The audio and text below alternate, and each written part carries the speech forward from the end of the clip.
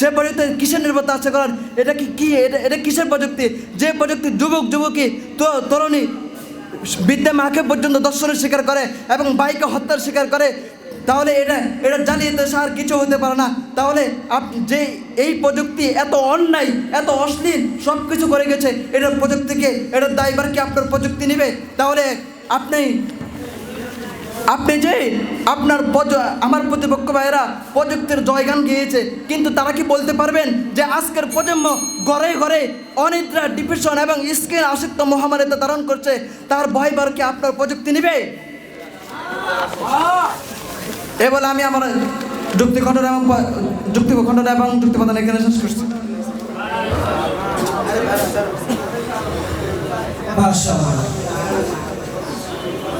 তোমার খণ্ডনে নীরব হলো ভ্রান্তমতের ভাষায়, পক্ষ দলের পক্ষে দাঁড়িয়ে জৈবের শক্তির আশা। সকলে মিলে মারহাবা। সম্মানিত উপস্থিতি, নির্ধারিত বিষয়বস্তুর উপর যুক্তি প্রদান এবং যুক্তি খণ্ডনের জন্য মঞ্চ ডেকে নিচ্ছি পক্ষ দলের বন্ধু ভাই মোহাম্মদ নাসিরকে। মঞ্চে আসছেন প্রথম বর্ষের বন্ধু নাসির। প্রস্তুত থাকবেন পক্ষ দল থেকে দ্বিতীয় বর্ষের বন্ধু মুজাহিদ।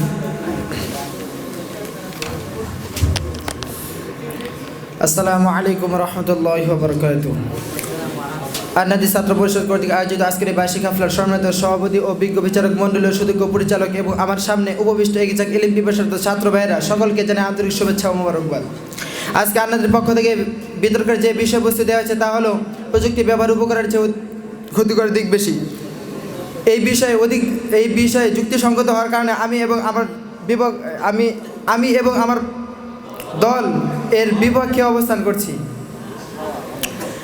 আল্লাহ তাআলা সূরা বাকারার 85 নম্বর আয়াতে বলেন, ইউরিদুল্লাহু বিকুমুল ইউসরা ওয়া লা ইউরিদু বিকুমুল উসর। আমি তোমাদের জন্য সহজ চাই, কঠিন চাই না। উক্ত আয়াতকে সামনে রেখে আমি আমার যুক্তি প্রদানে চলে যাচ্ছি। মাননীয় সভাপতি, আমি আমার যুক্তি প্রদান শুরু করছি। আমার যুক্তি প্রদান 1, প্রত্যেক মানুষের জীবনে চলাফেরা, কাজকর্ম, পড়ালেখা ইত্যাদি নামাজ কায়েম করা, এগুলো কায়েম করার জন্য তার জন্য নির্দিষ্ট সময়ে কায়েম করতে হয়। এই নির্দিষ্ট সময় দেখার জন্য তার জন্য প্রয়োজন হয় ঘড়ি। যেমনিভাবে আপনারা দেখতে পাচ্ছেন আমাদের ওইদিকে একটা ঘড়ি, এখানে একটা ঘড়ি আছে, যার কারণে আমরা নির্দিষ্ট সময় অনুযায়ী কাজ করতে পারতেছি। তো এই ঘড়ি যদি না থাকতো তাহলে আমরা কিভাবে দেখতাম যে আমার 5 মিনিট হয়েছে না 10 মিনিট হয়েছে? সুতরাং এই ঘড়ি প্রযুক্তি আমাদেরকে অনেক উপকার করছে, যার ফলে মানুষ সবাইকে হেফাজত করতে পারছে। তাহলে কিভাবে বিপক্ষ ভাইরা বলে যে প্রযুক্তি ব্যবহারে উপকারের চেয়ে ক্ষতি বেশি?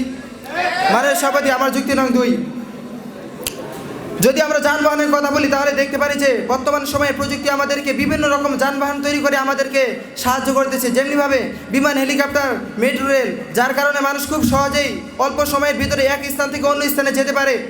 যদি আমার বিপক্ষ ভাইরা বলতে পারে যে এসব দুর্ঘটনা ঘটলে যে মৃত্যু ছাড়া কোনো উপায় নেই, তো আমি তাদেরকে বলতে চাই মৃত্যু হলো আল্লাহ তাআলার হাতে। সুতরাং যার মৃত্যু যেখানে আল্লাহ তাআলা তাকে সেখানে মৃত্যু দিবেন, চাই সে বাড়িতে থাকুক, চাই সে বিমানে থাকুক। মাননীয় সভাপতি, আমার যুক্তি নং 3, আজকে আমরা যেই মার্কাজ মসজিদে দাঁড়িয়ে এই এত বড় আয়োজন করেছি, এই মার্কাজের কাজ শুরু থেকে আজ পর্যন্ত কি ব্যবহার করে এত দূর পর্যন্ত কাজ করা হয়েছে? প্রযুক্তি ব্যবহার করে না প্রযুক্তি ছাড়া? অবশ্যই প্রযুক্তি ব্যবহার করে। তাহলে বিপক্ষ দলেরা কিভাবে বলতে পারে যে প্রযুক্তি ব্যবহার করা মানুষের জন্য ক্ষতিকর?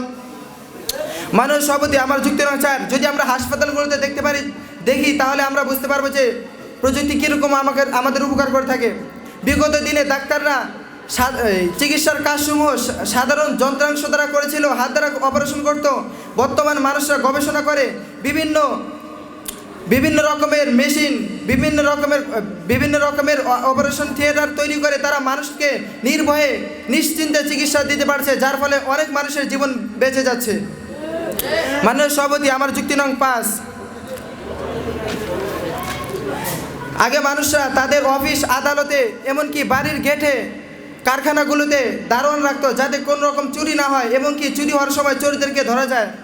কিন্তু বর্তমান সময়ে মানুষ আবিষ্কার করে এমন এক সিসি ক্যামেরা নামে প্রযুক্তি তৈরি করেছে, যার ফলে গার্ড লাগে না, মানুষ গেটে, দোকানে, বাড়ির গেটে, এমনকি বাড়ির চারপাশে, এমনকি কারখানাগুলোতে গোপন গোপন জায়গায় সিসি ক্যামেরা লাগাচ্ছে, যার ফলে অনেক চোরকেই ধরার সুবিধা হয়ে যাচ্ছে। মাননীয় সভাপতি, আমি চলে যাচ্ছি আমার যুক্তি খণ্ডনে।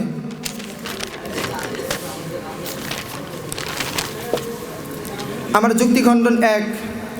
ভাইরা যুক্তি দিয়েছিল মোবাইল কিভাবে উপকারী হয়, যার ফলে অনেক মানসিক ক্ষতিগ্রস্ত হয়, ছেলে যুবক যুবতীরা ক্ষতিগ্রস্ত হয়ে থাকে।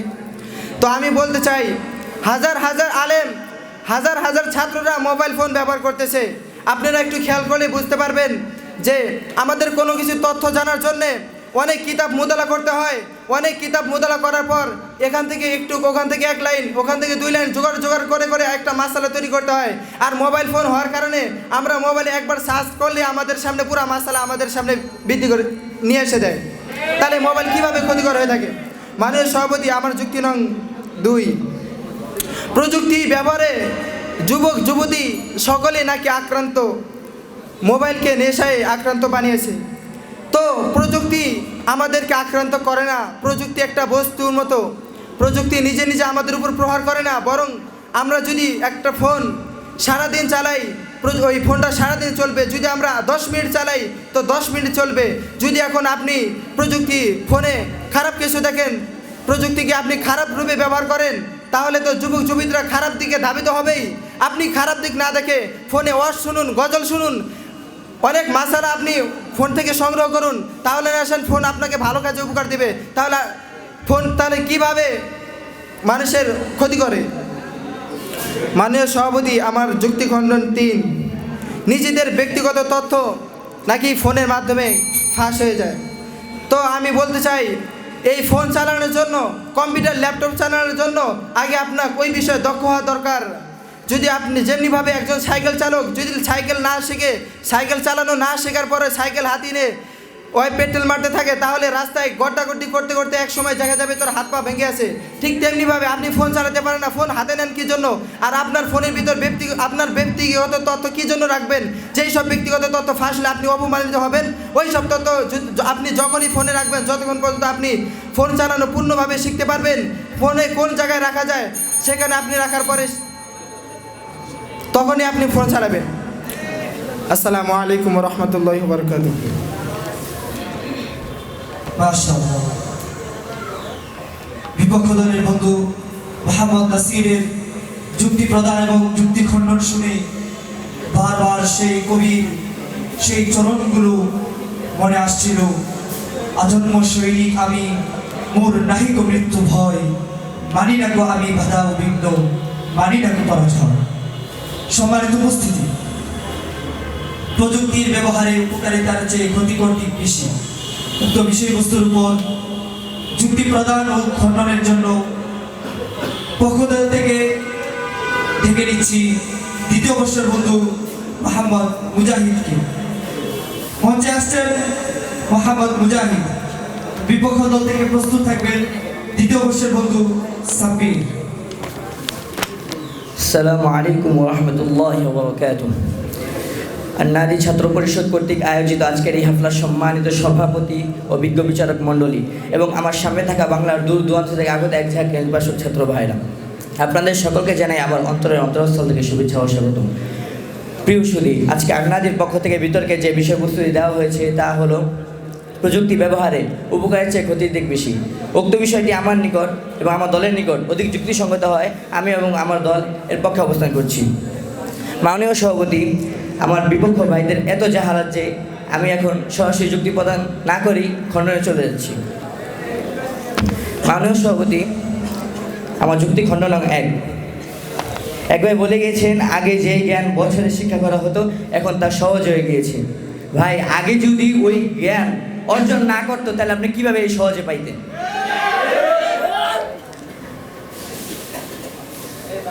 আমার যুক্তি খণ্ডন 2। প্রযুক্তি নিজে খারাপ না, প্রযুক্তি নিজে খারাপ না, ঠিক আছে, আমিও মানলাম। তা প্রযুক্তিকে নিজে ভালো হয়ে গিয়েছে, প্রযুক্তিকে একজনের উপকার করে দিচ্ছে। প্রযুক্তি একজনের ক্ষতি করতে পারছে না, একজন উপকার করে দিচ্ছে। মাননীয় সভাপতি, আমার যুক্তি খণ্ডন 3। আগেরকালে চিঠি পৌঁছাতে অনেক দিন লাগতো, এখন মোবাইল স্মার্টফোন এসে গেছে, তাই দ্রুত সংবাদ পৌঁছে যায়। মানে মানুষ জরুরি খবর তাড়াতাড়ি পাঠিয়ে দেয়। যদি কোনো বিপদে আপত্তিতে থাকে তাহলে দ্রুত সংবাদ পৌঁছে দেয়। আচ্ছা ঠিক আছে, আমি আপনার কথা মানলাম যে এখন অনেক দ্রুত যে বিপদে আছে সে তাড়াতাড়ি সংবাদ পাঠাতে পারে। আপনি আফগানিস্তানের জন্য, আপনি ফিলিস্তিনের জন্য কি করেছেন? এত কিছু জেনেছেন, মারা মৃত্যুবরণ করছে, শিশুরা মা হারা হয়ে পড়ে আছে, আপনি কি করতে পেরেছেন ফিলিস্তিনের জন্য? মাননীয় সভাপতি, আমার যুক্তিখণ্ড নং 4, সহজ, আল্লাহ তাআলা কোরআনে বলেছে আমি সহজ চাই, কঠিন চাই না। তারা এর উপরে যুক্তি দিচ্ছে। এখন তারা প্রযুক্তিকে এত সহজ করে দিয়েছে যে একজন পুরুষ গায়রে মাহরামের সাথে আলোচনা করতে পারছে সহজে। এই সহজে করে মানে তারা কোরআন শরীফে আয়াত নিচ্ছে কিন্তু অন্যভাবে নিচ্ছে।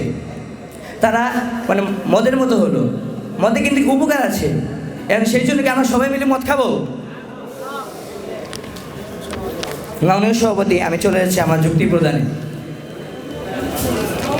মাননীয় সভাপতি, ইতিহাস থেকে আমার যুক্তি নয়। 2013 সালের 5ই হেফাজতে ইসলাম তাদের ঢাকা অবরোধ কর্মসূচি শুরু করে, যার মূল উদ্দেশ্য ছিল ইসলাম ও নবী মুহাম্মদ সাল্লাল্লাহু আলাইহি ওয়াসাল্লামের বিরুদ্ধে করা কটূক্তি প্রতিক্রিয়া জানানো। সেদিন রাতের আধারে সরকারের নির্দেশে যৌথ বাহিনী অর্থাৎ পুলিশ, র্যাব, বিজিবি একযোগে অভিযান চালায়। এই অভিযানে তারা 1.5 লক্ষাধিক গুলি, রাবার বুলেট, সাউন্ড গ্রেনেড ব্যবহার করে হাজার হাজার আলেম ওলামাকে হত্যা করে। সুতরাং যে প্রযুক্তি ব্যবহার করে রাসূলের আশিকদেরকে হত্যা করা হয়েছে তার কখনোই উপকারের দিক বেশি হতে পারে না। সুতরাং প্রযুক্তি ব্যবহারে উপকারের চেয়ে ক্ষতির দিক বেশি। মাননীয় সভাপতি, হাদিস থেকে আমার যুক্তি নং 2, হযরত আনাস রাদিয়াল্লাহু তাআলা আনহু বলেন, নবী করিম সাল্লাল্লাহু আলাইহি ওয়াসাল্লাম বলেছেন, যখন আমার উম্মত নেশাদ্রব্য পান করবে, গায়িকাদের নিয়ে নাচ গান মত্ত হবে এবং বাদ্যযন্ত্র নিয়ে ব্যস্ত হবে, তখন অবশ্যই 3টি ভয়াবহ বিপদ নেমে আসবে। বিভিন্ন এলাকায় ভূমিধস হবে, উপর থেকে অথবা কোনো জাতির পক্ষ থেকে জুলুম অত্যাচার চাপিয়ে দেওয়া হবে, অনেকের আকার আকৃতি বিকৃত করা হবে। সহিহ হাদিস, সুনানে তিরমিজি 2212। হাদিসটি বিচারক মণ্ডলীকে দেখানোর অনুরোধ করছি। এই হাদিসটি রাসূলের পক্ষ থেকে একটি সতর্কবার্তা, যেন উম্মত এই বিভিন্ন প্রযুক্তির মাঝে লিপ্ত না হয়। কিন্তু আজ সারা বিশ্বে ভূমিকম্প হচ্ছে, কারণ উম্মত প্রযুক্তি অর্থাৎ নেশাদ্রব্য, গায়িকা ও নাচ গান ও বাদ্যযন্ত্রে লিপ্ত হয়ে গিয়েছে। সুতরাং কীভাবে এই প্রযুক্তি অধিকতর উপকার হতে পারে, যে এটা বলবে সে জাহালাতের মধ্যে রয়েছে।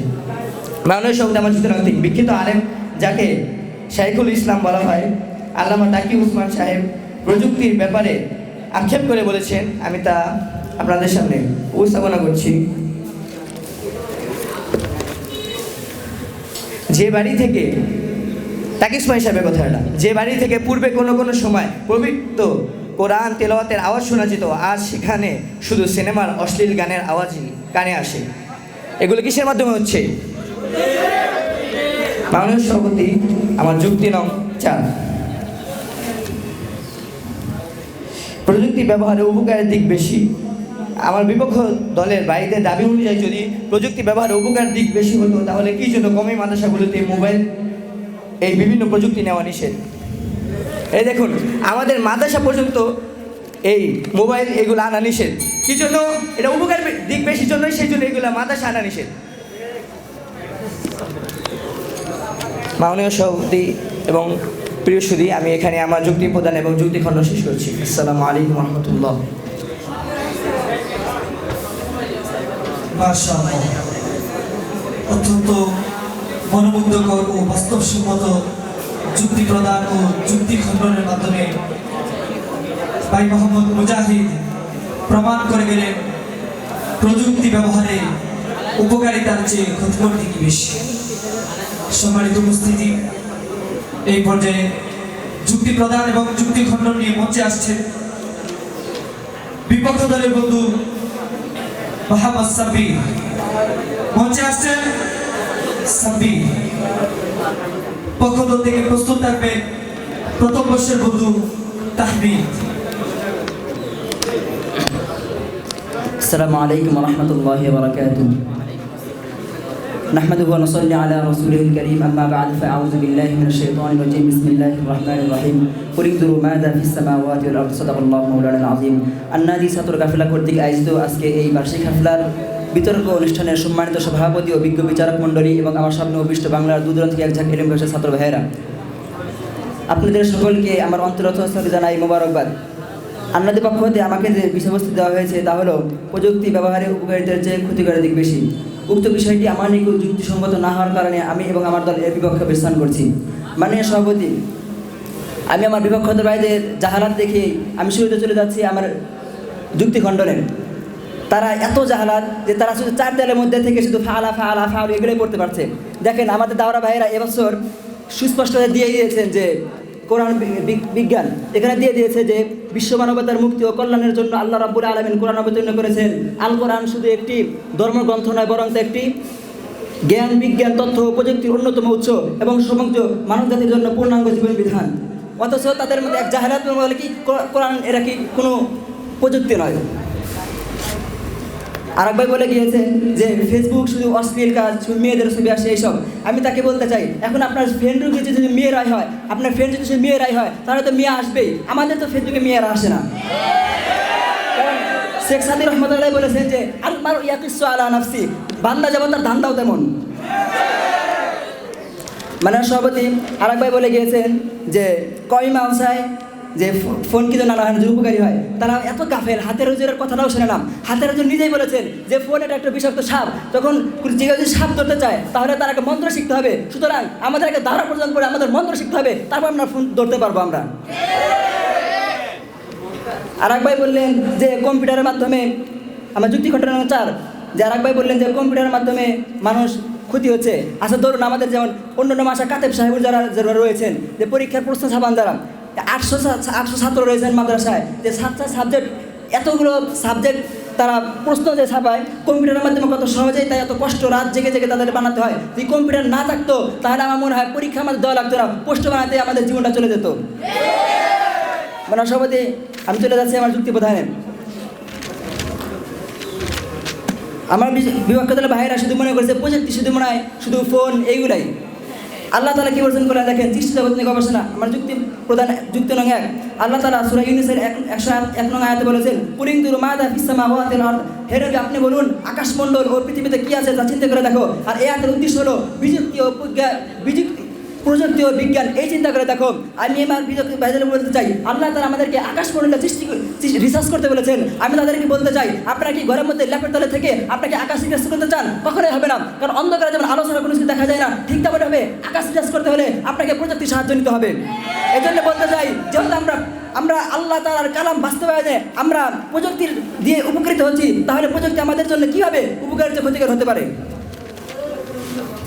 মানে সভাপতি আমার যুক্তি নং 2, আল্লাহ তাআলা বলেছেন যে ওয়াতাআওয়ানু আলাল বিররি ওয়াত তাকওয়া, সূরা আল মাইদা আয়াত নং 2, সৎ কাজ ও কল্যাণকর কাজে তোমরা পরস্পর সহযোগিতা করো।